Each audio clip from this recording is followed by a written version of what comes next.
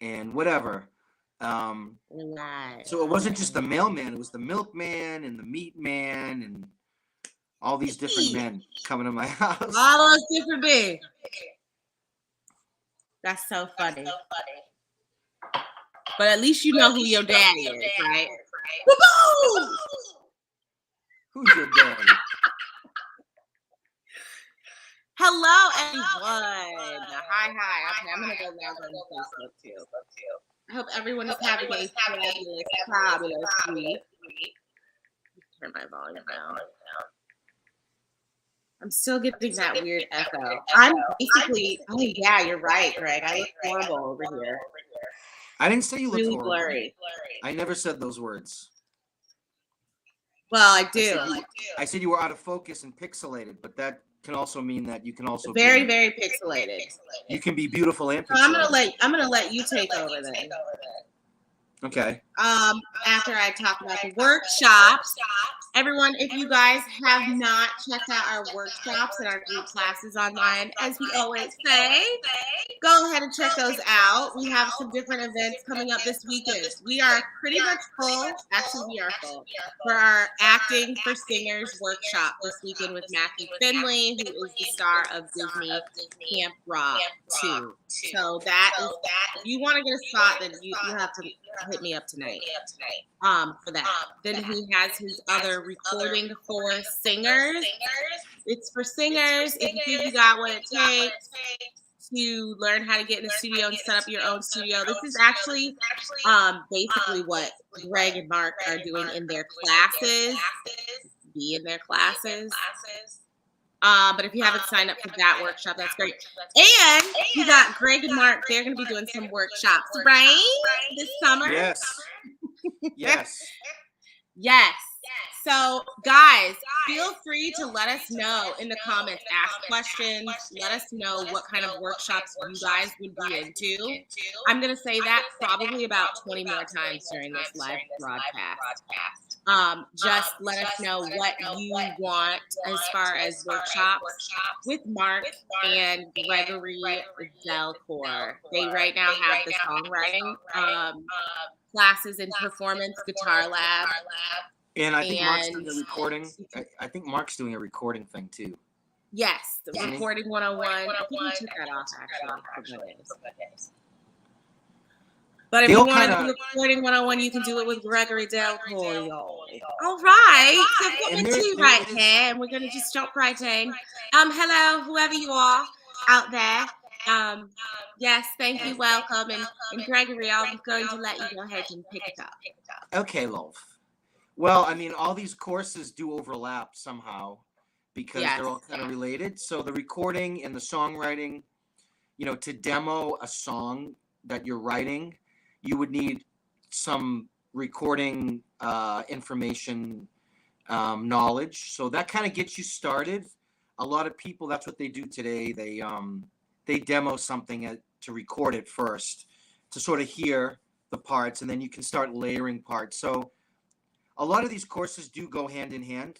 There's definitely they spill over into each other in a lot of ways. So, but it helps to you can look at all these tutorials that they have online. But I gotta say, I've been finding a lot of misinformation out there and stuff that is sort of like, when they're saying like, in 3 easy steps or do it this way, it saves you a lot of time and stuff like that. You got to be really careful about that because those people are kind of selling you a bridge in a lot of ways. It's not, some things don't, can't be done easily. It's just hard work, I mean, you have to put the time in and you have to really kind of investigate and research on your own. So I would just be wary of looking at things online, especially to cross-reference, because there's a lot of bogus information out. I mean, I'm finding that out on a daily with my students that are trying to learn songs, and they're looking at the wrong tutorial and they're learning the song wrong, or it's in the wrong key, or the guy or the girl who's doing the song is just doesn't have the ears and they're getting it wrong. wrong notes and all that stuff. So especially if you're a beginner, it's going to be detrimental if you're learning something wrong. It's going to put you in the wrong spot, and then you're going to have to fix those bad habits or mistakes. So anyway, so I would recommend any of the workshops would sort of touch upon all the topics that Tiffany just covered. So you're kind of getting. Greg, can you also remind everyone, like for these kinds of classes, what kind of materials, software? Can we talk about that again? Yeah, sure. Most PCs or computers come with an already built-in program. I know that the Macintosh has GarageBand. And I'm not sure if the PCs have that too. They might have a version of it, but yeah, no, they don't. They don't. Mm-mm. So I don't know what the PC version of that is, or if there is one. But the bottom line is this: for the industry standard, it's Macintosh. I know a lot of people say PC this, PC that. PC's unreliable, and it just has not been the standard for the last 20 years in the industry. 20 plus years has been Macintosh-based, Apple-based programs. It's the most stable, and it's the best equipped components to use the recording software. And just keep in mind, the more you do in these particular software packages, the more stress it puts on your computer. So, there's not even though there's unlimited amount of things you can do, it's only limited by the strength of your computer and what you got for RAM and what you got for memory and all that stuff. But on a very basic platform, you can start out with just a basic GarageBand type of they call them a DAW, digital audio workstation. You can start with that, and you get sort of like the tools and the main parts of how to record easily, and sort of like you can see how all these other programs like Logic and Pro Tools and Ableton and stuff, they basically operate on the same basic platform. And the thing I like about GarageBand is that it's easy. Everything's kind of there in front of you. If you want to add a track, you just go up to file and add a track. It's that simple. And then it's just a matter of like organizing it in your computer so that you have everything sort of in front of you and you're not recording over things. But it kind of lays it out for you. And it also will kind of like predict what you're going to do next. So if you're just recording a bunch of tracks, it will automatically ask you, are you going to add another track? And then you can just click yes, So they've really made it user friendly. I know back in the day when they first started, it was really difficult. You couldn't even add effects or any kind of like outboard stuff. It was really difficult. You had to get a separate interface. Now everything's combined. And it's pretty easy. You can actually just download apps off the internet and plugins to increase or enhance your recordings and stuff like that. But I mean, for the basic recording stuff, you would need some type of DAW, digital audio workstation, or DAW, they call it, to start, so that you can kind of get your feet wet with the whole recording process. Because there is a lot involved, not just getting sound to tape, but how are you getting that sound to disc, I should say. How are you getting that sound? Like what are you doing? What kind of microphone are you using? What kind of room are you in? What kind of plugins or extra effects are you using to, control the sound, to enhance the sound, whatever. So it gets quite complicated. Because the guys who are like the masters at this kind of stuff, it just takes them 5-10 seconds to get something together, when it would take someone just beginning maybe a few hours to kind of get their head around what is going on with the signal, how it's going in, why does it sound different than my voice? That's a whole other thing.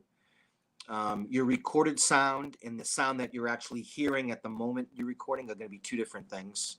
So there's a lot to sort of like digest with it, but the best way is just to get going, get started, see if you can actually start creating things, putting things into the computer, and then just sort of experimenting, playing around with it, trying out different things to see how it affects it, and you know what actually is going to make it the best sounding recording that you can go for at your level. But there's a lot. I mean, there's a lot involved. There's a lot of math involved. There's a lot of frequency Yes. and stuff Yeah. like that. You have to learn the frequencies of each instrument. The voice has a certain frequency, guitar has a certain frequency, and you have to sort of learn how to isolate those frequencies and put them into the stew that you're making so that you can hear them. It just doesn't sound washed together. It has to be, everything has to sort of have its own place in the mix. That takes quite a lot of time, but it's something that's accessible to everybody. And a lot of people are interested in it and excited by the prospects. But just watch out for people who are trying to make it look like it's a really easy, anyone can do it, because Yeah, definitely anything not. with substance, anything that's substantial in your life, doesn't have to be music, it could be anything, is not like quick. It takes time to establish things that have quality, So, but it's certainly nothing that's going to make you bored. You're going to be forever locked into it. You can spend days doing certain things, and it can be a lot of fun. It can be frustrating too.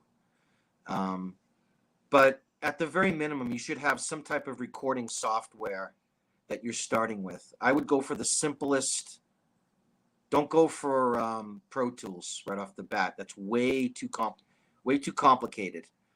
I would go for something like a GarageBand, or Logic makes a really good starter, DAW. Or if you have one of the other ones I've mentioned, Ableton or something like that, you can start with that too. It's just going to be a stepwise, you got to learn how that particular program operates. But it's becoming more and more universal.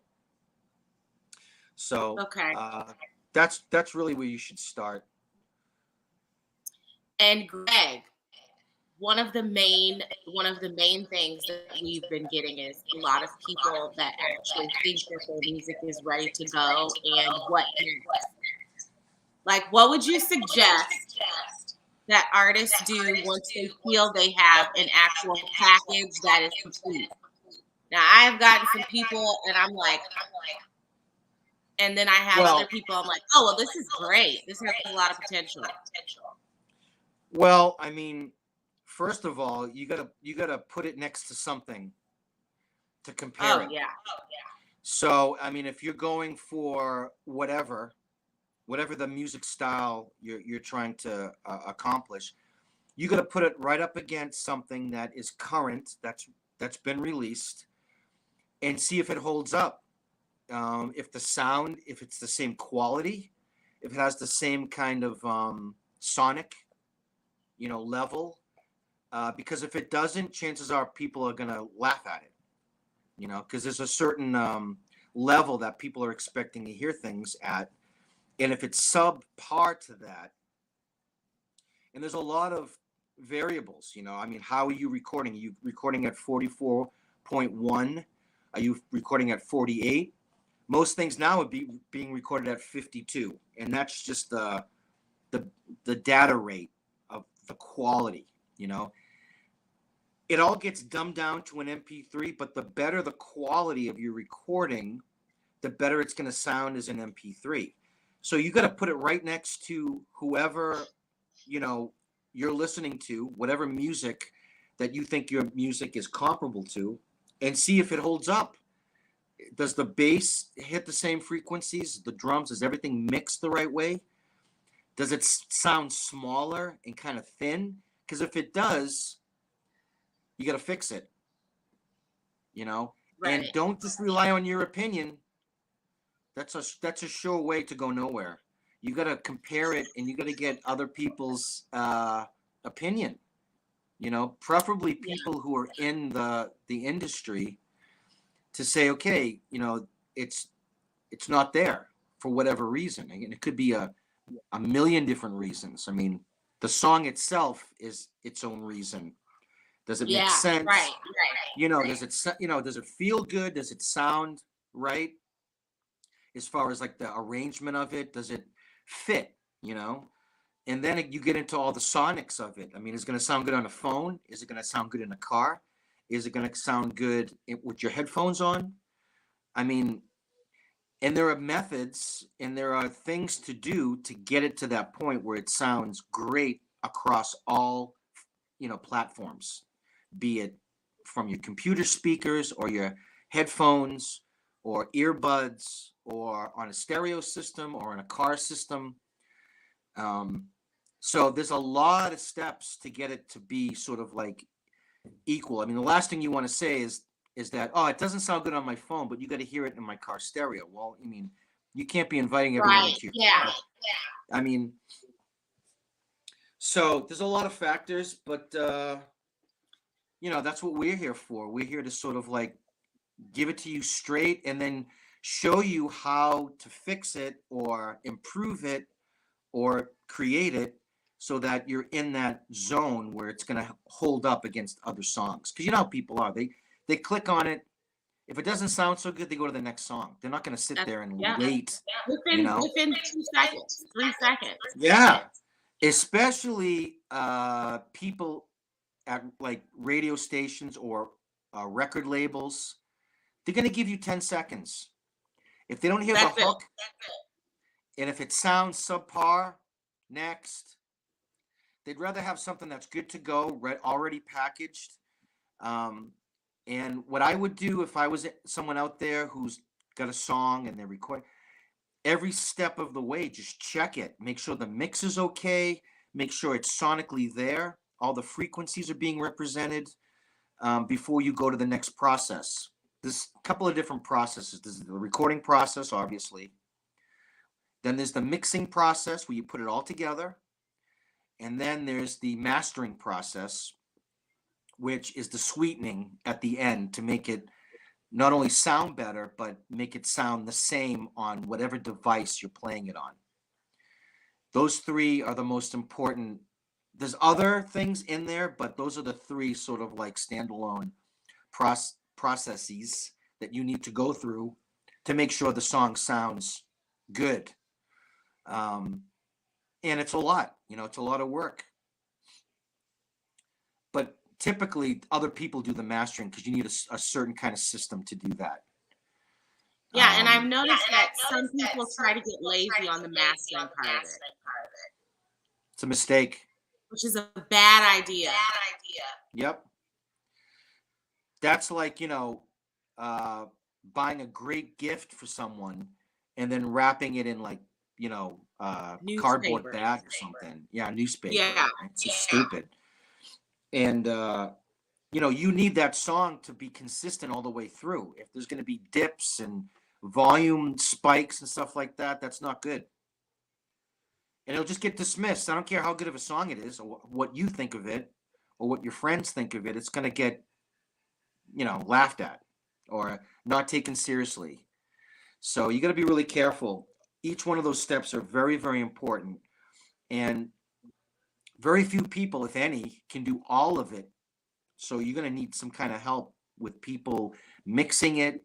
I mean, you can record, you can be a record engineer, but there's a difference between a recording engineer and a mixing engineer. Yes. And then a mastering engineer. These are three different people who specialize in this job. It's not like carpentry. You know what I mean? It's not that kind of a system.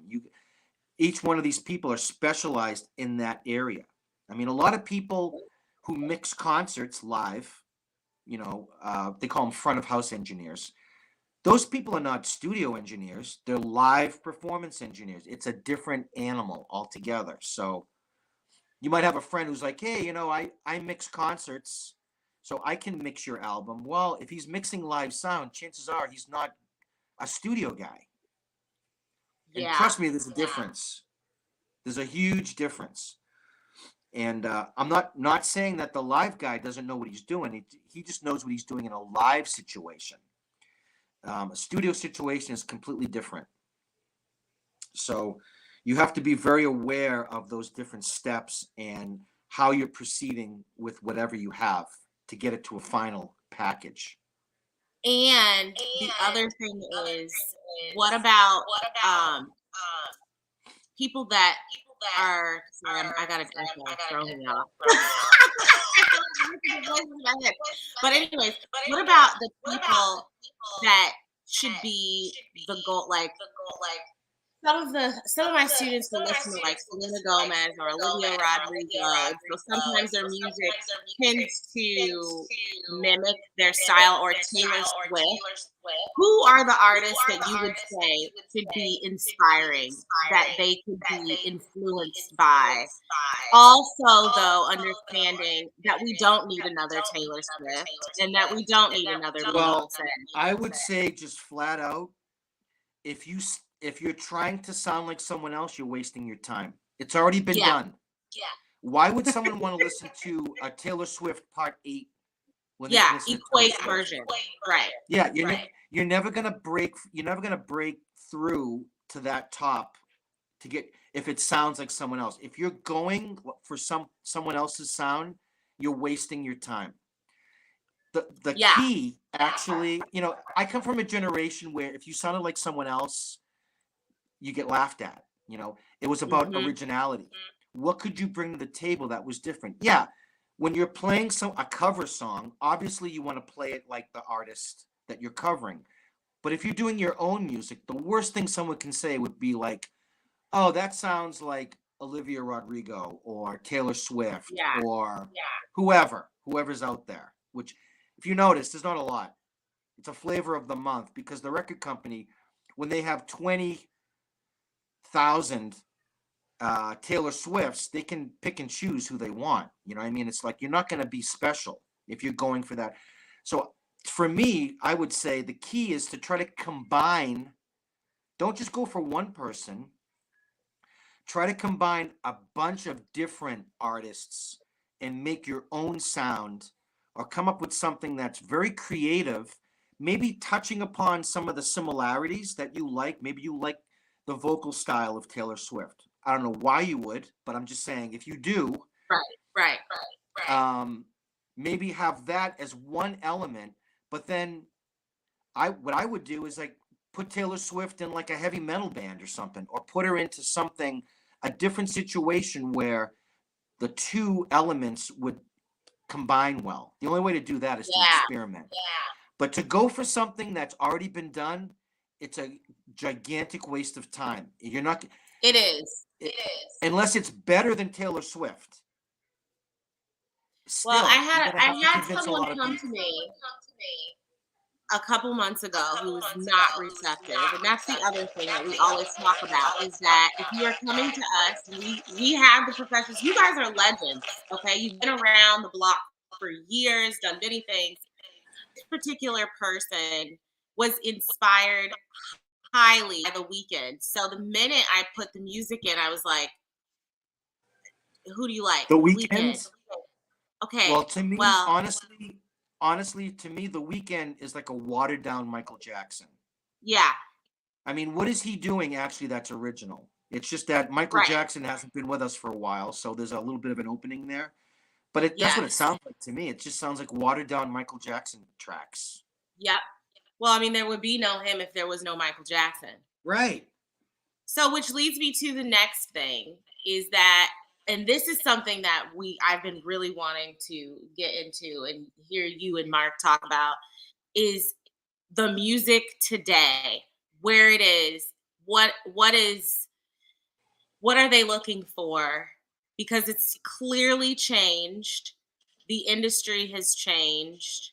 And so how would you compare it? You know what I mean? Like, because a lot of times I write too. Huh? I'll be honest. What they're looking for is they're looking for someone that they can market and package, not just in a music sense, but as an actor or actress, as a salesman for a product line, or there's a multitude of things. They're basically listening with their eyes. So they want someone who looks like a movie star, who can sing like, really well. If you write or don't write your own material, that doesn't matter anymore. It used to matter. It doesn't matter because chances are they're going to make you sing a different song anyway. The chances of you getting signed with your own music is slim to none. They're looking for a product to sell, whatever, movies, music, commercials, whatever. Um, that's the state of the music industry because you have a lot of people running it now who are not musicians. They're accountants or trust fund people or hedge fund people, or they're looking at money. How much money can we make?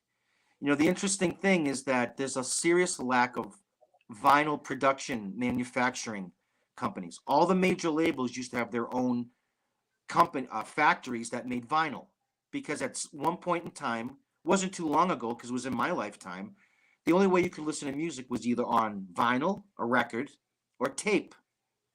Those factories closed once digital media came in and MP3s came in. And here's another thing to remember. In your contract with a record company, you're not going to get anything from streaming. You're lucky if you get 0.000062 of a song. I mean, we're talking about like a tenth of a penny. You're lucky if you get that, because the original deals were all based upon tapes and records. Well, now the major labels are not manufacturing records because you would make more money with records. They would rather just have people sign up with Spotify and give you, a minuscule amount of whatever plays you're getting. And don't forget, let's say you get signed. You're lucky enough to get signed. Well, first of all, you're gonna have to sign away everything, including your name, meaning that the record company, or else no deal. This is the only thing that they're gonna tell you to do. If you say no, then goodbye. Next. Yep. So you're gonna sign away your name, so you don't own your name anymore. They can put your name on anything. They can put you in a movie next week. You have no say in the matter. And whatever percentage you're getting of streams, let's say you're getting the 0.00000062 or 42, right? How many streams are you going to need to fulfill the advance that the record company gives you? If they give you, let's say, $500,000, which they don't want to give you anything, but let's say they do give you something. Well, you got to pay that money back. That money's not free. That money is based upon, we're going to give you this money, we're investing into you. So down the line, when you sell X amount of streams or whatever it is, merchandise, which the record company is going to get 99.9% of, it's going to go up to that $500,000 advance that they gave you. It's the game is stacked against the artist. You're never going to sell that much music. No one is, not even the top artists are making that kind of money for streams. So what happens? Well, let's say you sell $300 worth of streams, but you still owe 500 grand. Well, you owe the money. You owe the record company that money. So you're going to be making a lot of music with your fingers crossed. If it doesn't take off, if it starts to dwindle, they're just going to cut you, or they're going to put you on the back burner. They're going to say, well, it's not your time, and you're going to be tied to them. I tell people too all the time with these American Idol shows and The Voice, you're under contract. If you win or lose, yes, right? They're making all the money off of you from commercials and the show and the royalties. If you're singing a copywritten song or whatever, copyrighted song, they're making all that money. You're not making squat. You're just hoping to win the competition. But if you don't win, let's say you come in fourth, you're still under contract. You are. And there's a person that we know, I'm not going to mention her name, but both Tiffany and I know she's a singer. She was going to be in District 21, or you know who I'm talking about. Yeah. And I asked her, I said, well, you on The Voice, you came in third. Why are you singing at a wedding? She's like, I can't perform any of my music. I'm locked in a contract. They have whatever I make, they want a piece of. Even weddings. Even if Yes. you go down, if you're busking at the train station, they're gonna want part of that too. Yeah. So it's an illusion that the record company, they have all the power, they have all the technology, they have all the money, but why be owned by them? It's just what a waste of time. And they're not going to give you anything. They're just going to give you an advance of money that you'll never be able to pay back, and then you'll be done. And Yeah. then you won't be able to sing your own songs. So I don't know. The state of the music industry is terrible. It's being run by a bunch of business people. There's no musicians in sight. It used to be that way. You used to have guys like Armin Erdogan and Clive Davis. These are all guys who were musical. You know, Yeah. they knew about how to, the time it took to perfect something. They had an eye and an ear for talent. Now it's just about, if you have the right look, they will manufacture you to make you sound good. I mean, that's what auto tune is for, Yep. right? Yep. That's what Botox and all that stuff is for. They'll Yep. present you in a package, and then they'll put you out there. And if you do well, which the odds are, you're not. It's too saturated. There's too many people out there. Too many. And if you don't do well, here's the other thing, right? They take you out of the game. So it's less competition for the next person. That's what those contracts are for. It's to take you out. It's not to help you, not to build you up, not to get you a following, not to, further enhance and grow your talent, perfect your talent. I mean, look at all the bands from the past. It took U2 a few, maybe 3 or 4 albums to achieve the level of stardom that they ended up becoming. But if they just had one shot for one album, REM is another band too. Took them a bunch of records to get into the pop mainstream. But if they just had one album and the record company says, well, it didn't sell well, so it's in your contract. If you don't hit X amount, you're done. We would never heard of these bands. And that goes for just about every band you can think of, or vocalist or group. So they're all about marketing the product, and you are the product. And if someone had to ask me what I would do, I think there needs to be a revolution. Music needs to be music again. Music should not be shiny, glossy, pretty little thing that you're looking at, because you don't listen to music with your eyeballs, you listen to it with your ears. There needs to be a musical revolution. We need to start to be able to have systems to play music on that are as advanced as 4K TVs. Why is there 4K TVs out there and still we're listening to shitty MP3s on Spotify and Pandora? Right. That's the worst quality, And so people have been dumbed down because the technology hasn't been available. That's why vinyl is coming back. People are like, wow, this sounds really good. Yeah, it does. Because it was manufactured for audio purposes. You know what I mean? It's not for the way it looks. But people got bamboozled into thinking that it's about the way they look. That has nothing to do with the sound, Right. And there's a lot of people out there who have one or the other. It's very rare that you have both, the look and the sound. So, I mean, the state of the music industry, that's why the music coming out is crap.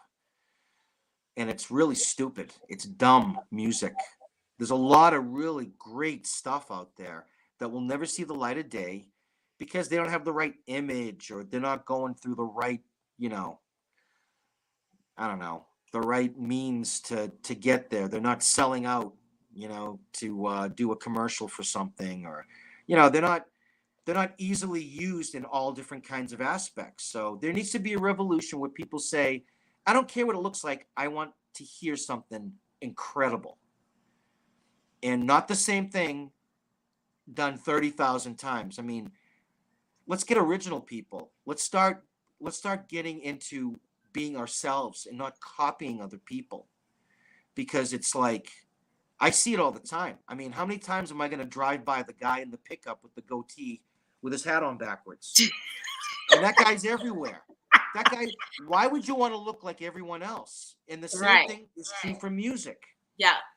That's why you had Led Zeppelin and Van Halen and Diana Ross and Donna Summer. I mean, Diana Ross and Donna Summer, right? They're both great female black artists, right? Yeah. Sound completely different. Anita Baker, Whitney Houston, and the list goes on and on. They're all different. Dion. I love her. Celine Dion, Aretha Franklin, Mariah Carey. I mean, go on. Kelly Clarkson. On. These are all. They all sound different. They don't sound the same. No. Why would you want to sound like someone else? You're never going to get off the ground. You know, and if you get lucky and you maybe have a hit song, you're not going to make enough money to pay off the record company. Definitely. You won't even make enough money to pay off CD Baby if you did a release on your own. I mean, I can show you my statements that I get from them, like, 20, 40 plays, I'm making like $1.10. Wow. I mean, come on. Back in the day, radio, you get paid like $4.25 per play times 500 radio stations, because there's a monopoly on the radio stations. People want to complain about everything else but music. No more Whitney's or Mariah. Tim Braxton had both. Nope. Yeah. And you're lucky if you hear them on like a classic radio station. You're not going to hear them on mainstream anymore. It's just the same one-dimensional, sampled crap with the vocals like drenched in autotune. Or the same. It sounds like the same dude rapping the same song. Yeah. With a really low bass. Talking about SpaghettiOs. The same thing over and over again. Yeah. Your song's going nowhere. Yeah, it sounds like everything else. Yeah. And talking about getting paid and their money and how tough they are.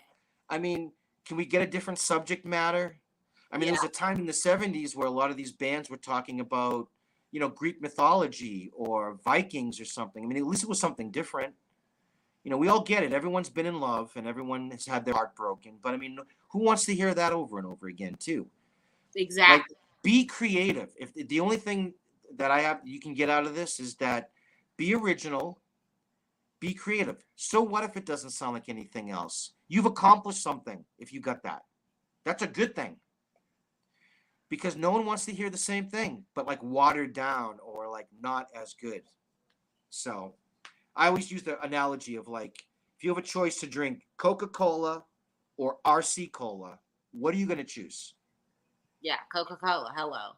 Or how about just cola? Right? You ever see that brand? It just says cola. Cola. If it's the same price as Coca-Cola, why would you drink cola? Right? You're going to drink Coca-Cola. So the same is true for if you're trying to be the next Whitney Houston, you're wasting your time because someone's just going to listen to Whitney Houston. Right. That's so true. And someone like Tiffany or myself, right? We've done this for long enough, playing, singing, performing, where that we can pick and choose what styles we like to make our own style. Like, when Tiffany sings a Whitney Houston song, it doesn't sound like Whitney Houston, but that's a good thing because it sounds like Tiffany. Yeah, right. You're singing the same notes, but it's got your voice, your inflections, your sense of swag and rhythm, okay? That's what you got to do. Now, if you don't like the fact that you got to go through all those 10,000 hours or whatever it is to learn, then try something else. Because we have to, like, as musicians, as both fans, listeners, and creators, we have to have a revolution and be like, bring the music back, and enough of this like manufactured carbon copy crap that's out there. It's just I can't listen to any of it. Sounds like the same song over and over again. Yeah, it does. And then there's you no have creativity. I have my suits. Can we do Meg Thee Stallion, Doja Cat, Nicki Minaj, and all of them? I'm just like, make your money, but as a mom and as a female figure who promotes positive light and positive energy, it's embarrassing. Yeah. And Taylor Swift she's an excellent songwriter, obviously, but she's not out here doing on all the way left field like Megan Thee Stallion and Nicki Minaj and all of these. No. I mean, well, they're all one trick ponies. That's all they can do. Exactly. That's the reason I like what's her name? I can't remember her name. She works with Timbaland all the time. Missy Elliott. Oh yes. Okay. Now, if you wanna be like someone, be like Missy Elliott, because Missy Elliott can sing. She just chooses to rap, but she can sing. She can carry a tune. If you can't carry a tune, like, get out of the way. Yeah. Like, what are you doing? Like, who wants to hear someone talking? I mean, it's just to me, it doesn't do anything for me. No. And a lot of believe me, a lot of other people too. And all you have to do is go back to the classical times, classical music. I mean, Beethoven doesn't sound like Mozart. Mozart doesn't sound like Brahms. Brahms doesn't sound like Bach. Bach doesn't sound like Stravinsky. They're all different. They're all using violins and trumpets and French horns, right? Same exact band, but the originality and the spirit of the author or the composer is really in that music. And the same holds true for Whitney or Anita Baker or Missy Elliott or the Nicki Minaj's and those people. They're like shock people. It's like, let me wear the tightest pants and, wear crazy eye makeup and a crazy hat. Yeah. That's not music. That's just fluff. There's no substance there. You think in 100 years, people are going to remember that? No. I mean, look at the music that's out there that has survived. What makes it survivable? Why are there certain songs that you hear in commercials or you hear in movies? What makes that song still viable and alive today, even though it was recorded 50 years ago? The Aretha Franklin stuff, you hear that stuff all the time. It's like classic.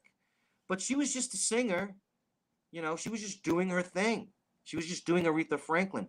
She wasn't trying to be Ella Fitzgerald, who was at her time, or Billie Holiday. They're all different. There's a respect level in the musical community of not trying to copy someone. Yes. Back in my day, they would laugh at you. They'd be like, "You're a poser. Why are you trying to be like that guy? Yeah. Be yourself." And I think that's what needs to happen. And if you're really like banking on trying to be like someone else, just try something different. Yeah. Be original. That's the only advice I couldn't even tell you what the record companies are looking for. Everything's going to be categorized. Well, they're looking for you. And there's only one you. Right. They're looking for an original. You're right. That's right. They're not looking for, that sounds like The Weeknd. You're wasting your time. Yeah. And, who produced all the Michael Jackson stuff? Quincy Jones. Someone just said Michael Jackson had it all. Well, he had it all because he had Quincy Jones. Michael Jackson couldn't play a keyboard to save his life. He had Quincy Jones. Where did Quincy Jones come from? Quincy Jones was musical director and arranger for Frank Sinatra. Before Frank Sinatra, he was a jazz trumpeter. Wow. He played with Duke Ellington. Okay? Now, how do you draw a line from that to Michael Jackson? Because the guy had talent. If you can play jazz, you can do anything. Yes, you can produce a pop song and pick the right players. They went through 5 drummers to play Beat It. 5 studio drummers to play Beat It. 5. Now listen to that beat. It's not complicated. But Quincy Jones knew the right feel as the foundation for that song. All those songs were completely built with a lot of tender love and care and attention to detail. They just didn't like download a loop off of YouTube and created a song off of it, because no robot can create that feel. Yep. He used Toto. You know the band Toto? Yeah. Rosanna. That was the band on Thriller. That was the band. Steve Lukather, all those guys played on the entire Thriller record. Those guys are not pop guys. They're like a rock band. But Quincy Jones had the mind because he knew from bottom to the top all things music. He knew the right synthesizer sounds, string sounds, horn lines, right? So that's the difference. That's what lacks in The Weeknd. The Weeknd is just trying to recreate. Yeah. He's not coming up with anything new. I mean, Michael Jackson, God rest his soul, if he was still alive today, he wouldn't be doing Beat It. No. He would be trying to do something more, something different, trying to expand. And that's been the problem with the music. Everyone's too busy looking back and no one's looking forward or trying to just be themselves. Be yourself. You are interesting. You know, I want to hear someone original. I mean, Tiffany, that's what I liked about you, right? We were doing gigs. Yeah. We did a lot of gigs together, right? Hundreds of gigs. We played. Yeah, we did. But it was every time you took the microphone, it was you, you know? Yeah. And you didn't want to sound like anyone else because you sounded like yourself. And it did. No one complained. Everyone was like, wow, this band is fantastic.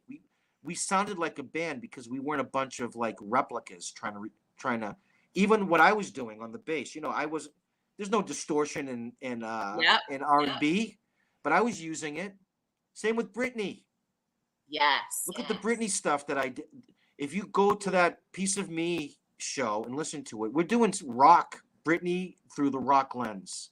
Yes. I had nothing to draw upon other than my own expertise and my own experience. So I just said, okay, I'm going to try to do it this way. But I couldn't copy the bass lines because she didn't want that. Britney didn't want that. Newsflash, she was sick and tired of Baby One More Time and Oops, I Did It Again. She doesn't really like those songs, to be honest with everybody. Yeah.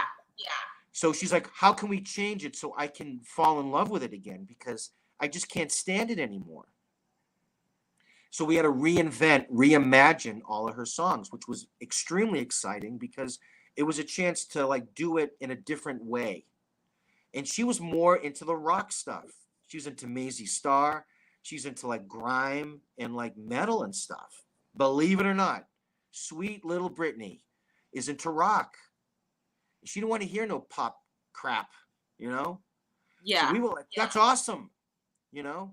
Now, if I was a one-trick pony, I wouldn't have made it for that gig. If I was just a pop guy, I can only play Baby One More Time like the record. Well, then get someone else who can do it, you know? So you got to be able to go be flexible and be sort of like forward thinking. That's what's missing from the music industry. I mean, Billie Eilish a little bit, but look at how many clones of Billie Eilish now. Everyone wants to be Billie Eilish. Yeah. Just do your own thing. You think Billie Eilish became Billie Eilish because she was trying to copy whoever? No. She stayed true to herself. So that's my advice. Be your own person. And if you have songs that you say to, oh wow, now that I think of it, my songs sound just like, well, then change it. There's a way to do that. There's a way to put different influences in there. Like, go to the complete opposite of what you like. Listen to reggae or listen to swing music or listen to calypso music. I don't know. Like, change your taste. Find something that kind of jives with you other than the one artist you're trying to be like. Because if you're going to do that, you're really wasting your time. And you don't have to listen to me. Go to a record company and see what they say to you. Because as soon as they say, yeah, it kind of sounds like so-and-so, game over. It's a wrap. That's it. That's all. You already have. I mean, why would they promote Billie Eilish Part 2? They already have Billie Eilish. Like, what are you bringing me here? Yes. Is there anything new going on? Hey, me. You know? Yeah. So, I mean, I try to tell all my students that too. I'm like, you can sing a song like someone, but don't be that person. You know what I mean?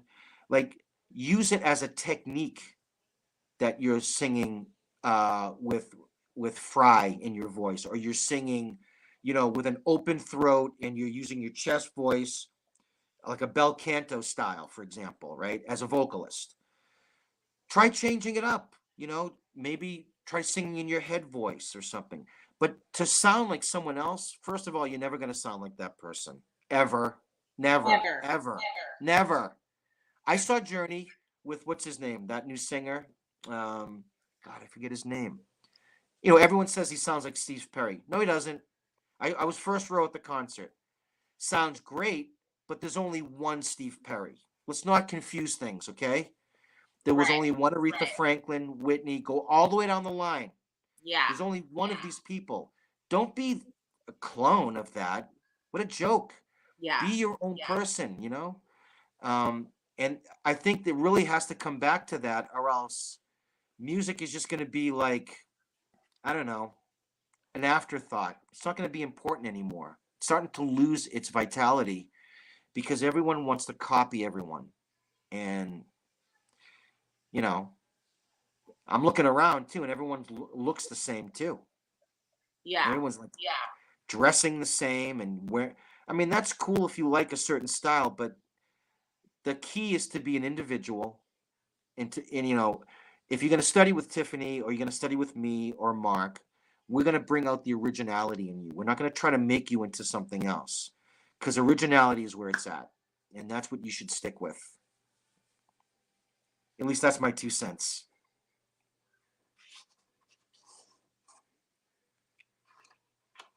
What happened? Uh-oh.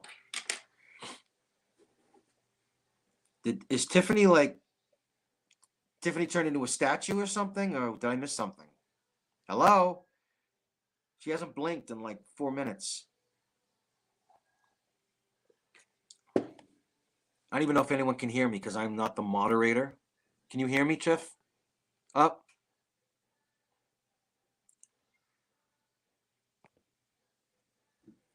I don't even know if I'm here with anyone, but if anyone is still here listening, be yourself. Dig deep into your own, you know, sort of likes and dislikes. All right, you're back. Sorry. You're so funny. Okay. She looks like a statue. She hasn't blinked in a couple minutes. You're like this. I'm like, hello? Bobby! Hey, Bobby! As you left the chat, I was just telling everyone, dig deep into yourself. Discover who you are. Thank you. You know, everyone is different. You know, we're not a bunch of clones on this planet. We're all different. So you got to embrace that uniqueness that everyone is. Don't try to be like anyone else. That's that person. What a waste of time. Just be yourself.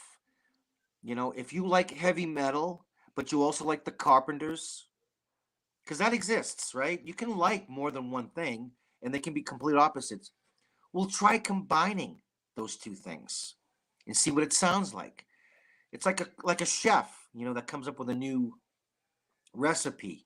You got to experiment, but just don't be a one-trick pony. If you just like metal, well, start to look at all the metal bands that you love and see what they like, because chances are they're not into metal.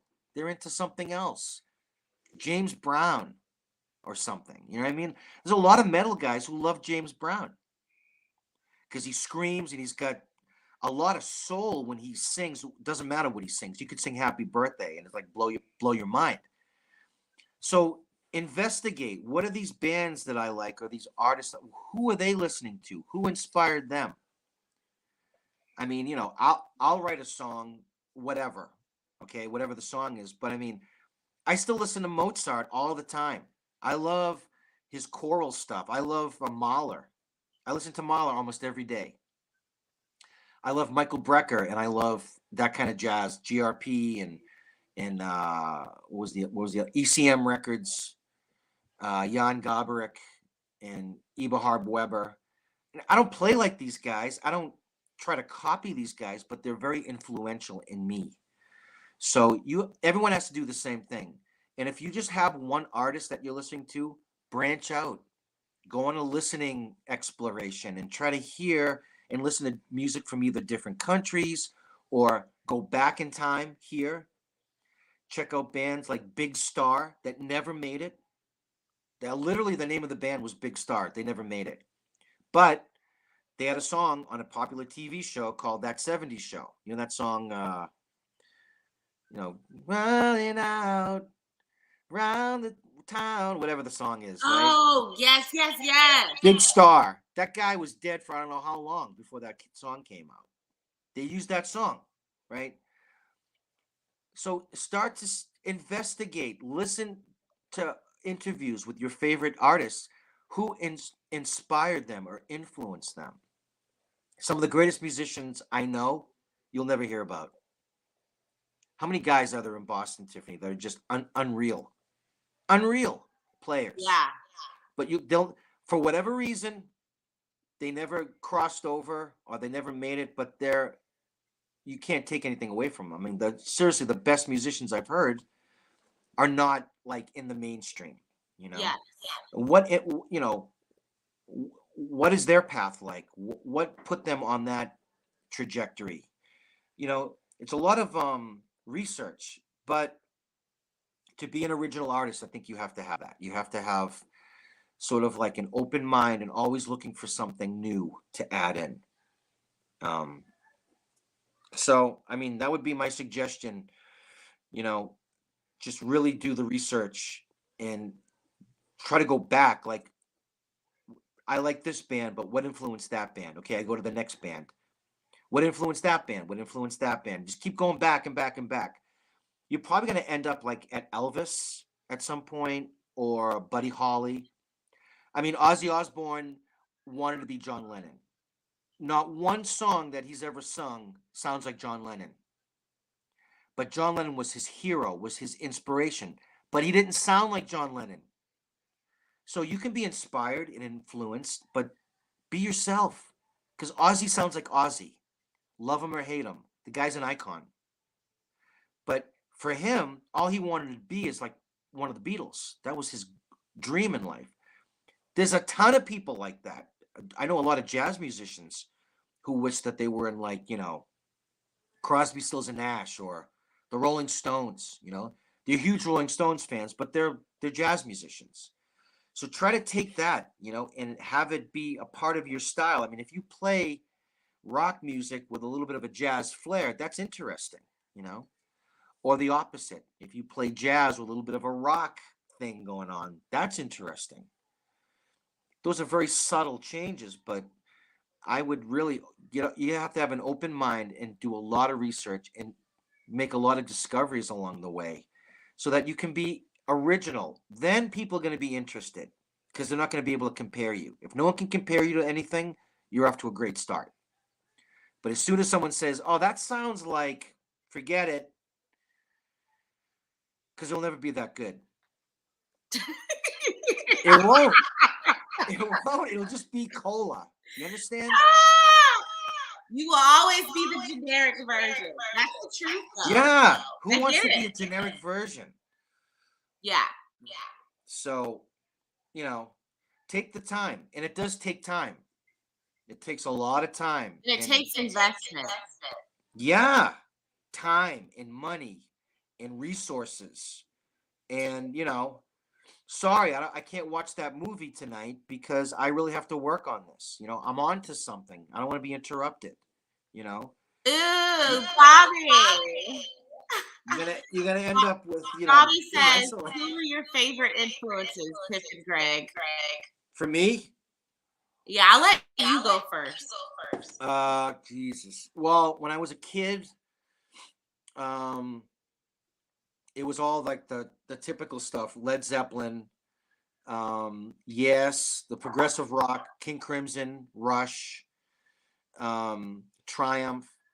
But I also like the Scorpions, Van Halen, some Grateful Dead stuff. Not a lot of it though. Rod Stewart, early Rod Stewart, Jeff Beck was a huge influence. Eric Clapton and mostly Cream. Now I'm talking just my teen years. Then I started getting into Weather Report, which was like jazz fusion. Mahavishnu Orchestra, Miles Davis is a huge influence on me. Miles Davis is a guy to listen to. Listen to Miles Davis in the 50s and then listen to Miles Davis in the 80s.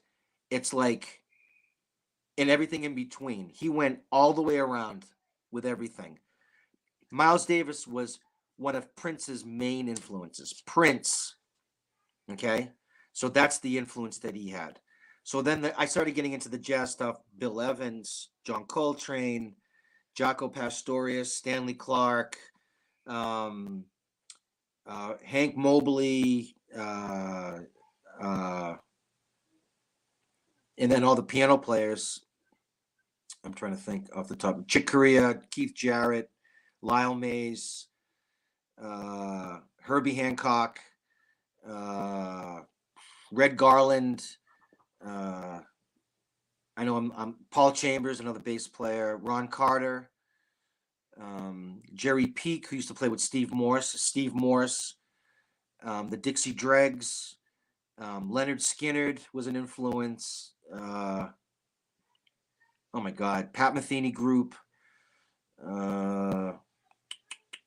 Mike Stern, John Schofield, Wayne Krantz. And then, while I was in college, I got heavily into Mozart, all his stuff, mostly his choral stuff, like the Requiem, for example. C minor Mass was great. But I really love Mahler. I love Stravinsky, Debussy. I love Chopin. Chopin and Debussy is like, all of their stuff sounds like jazz, but it's classical. It's amazing how that is like the bridge that it went from classical to jazz. The way they got tired of using the same voicing, so they started to like put tones next to each other and make a lot of like dissonant sounds in the music, but some of the most beautiful music you've ever heard in your life. Wagner, some Wagner I like. Some Bartok I like, which is kind of crazy. King's X, another rock band. U2, early on U2, early on REM. The popular REM I didn't really like. I liked their first album, Reckoning, was my favorite. I wasn't really into grunge. I like Soundgarden though. I love that band, but I wasn't a big fan of like Pearl Jam and stuff like that. It was all right, but and like, and that's just like off the top of my head. I mean, I have a list of 300 bass players that are my influence, Jeff Berlin, Daryl Jones, who now plays with the Rolling Stones, but he played with Miles Davis. Now that's a cat right there. That guy can play anything. Pino Palladino, who played with The Who, who played with D'Angelo. I mean, look at that. The Who and D'Angelo, same bass player. That's amazing. If you're asking who D'Angelo is, go check him out right after this thing ends. You know who D'Angelo is, right? Tiffany? That he's awesome. That guy can sing. He can play. Yeah. He did like a few Earth, Wind, and Fire songs his way. I like it better than Earth, Wind, and Fire. But Earth, Wind, and Fire is another great band. The Doobie Brothers, Michael McDonald, Donald Fagen, Steely Dan. I love him. These are all huge. I mean, I have like records upon records. I think I have every Beatles record. I have every AC/DC record. I have every Led Zeppelin record.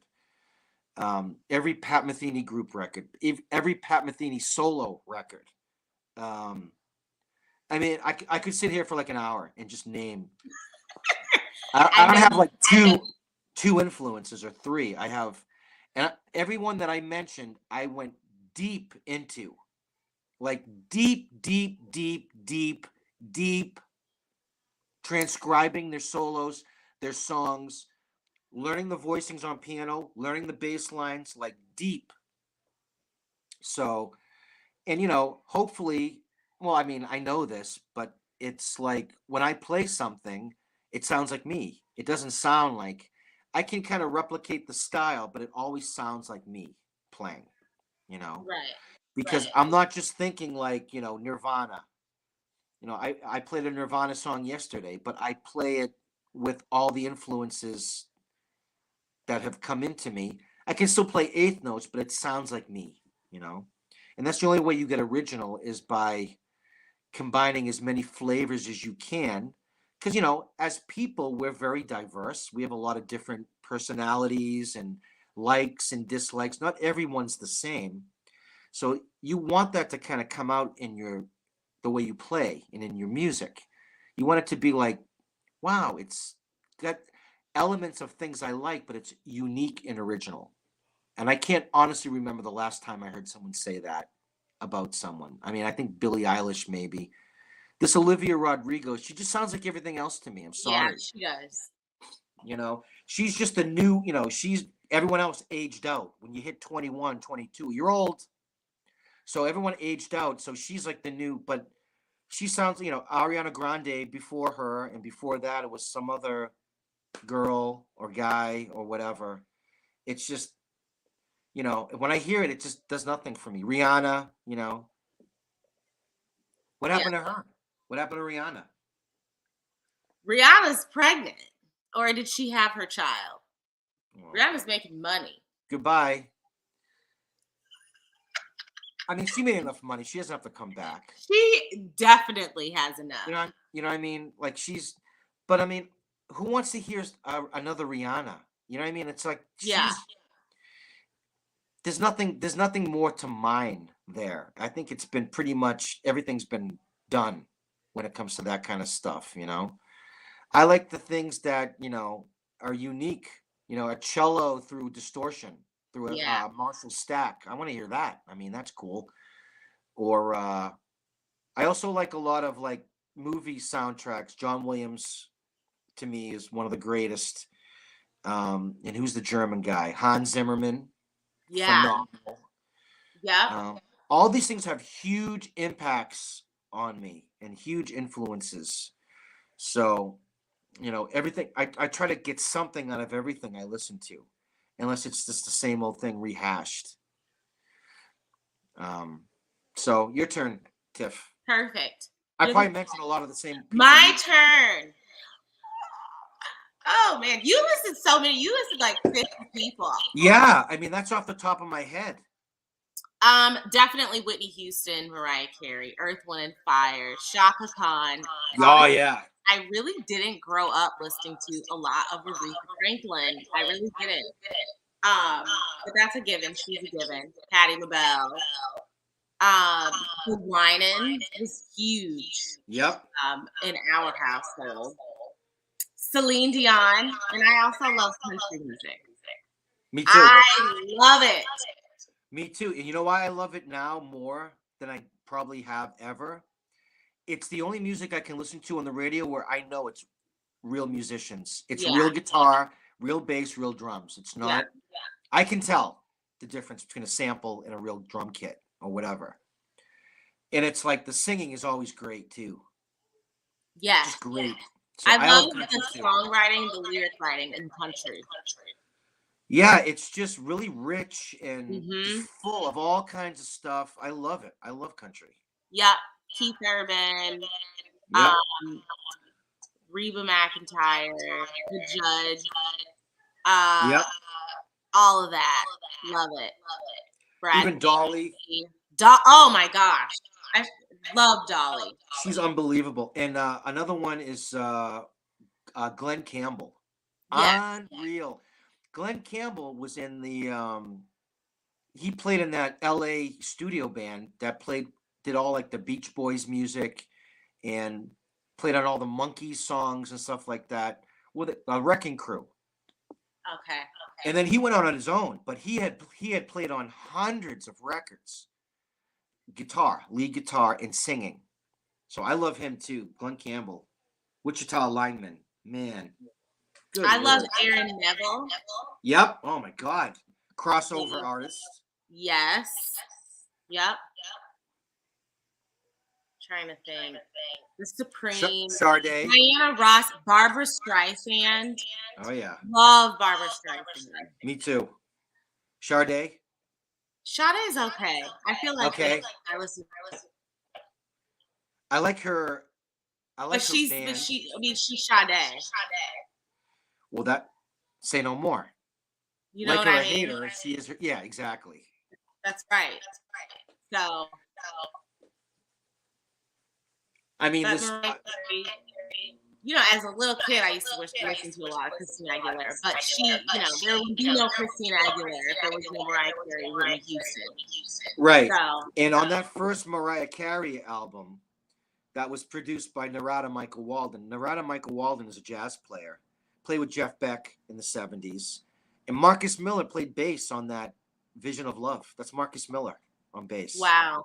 Yeah, jazz guy. So be careful what you're listening to, because if you research the players, you're going to find out, oh, this guy, is a country guy. This guy's a jazz guy. This guy's but they're not. They're just musicians, right? They can just play whatever. Playing a different style is like putting on a different shirt to these guys, Awesome. Well, next week, Greg, maybe we can give them some music snippets. Okay. Let's do that. You guys have to stay tuned and come back to that. Gregory is absolutely amazing. As always, thank you. Thank you. My brother from another mother. I don't know how he put up with me. Seriously, guys. But thank you guys so much. And we will be back. We'll share some music with you next. And be inspired. Be you. And I love you, Greg. Love you all. I love you too, Tiff. Thank you for having me. Thank you. Bye. Bye.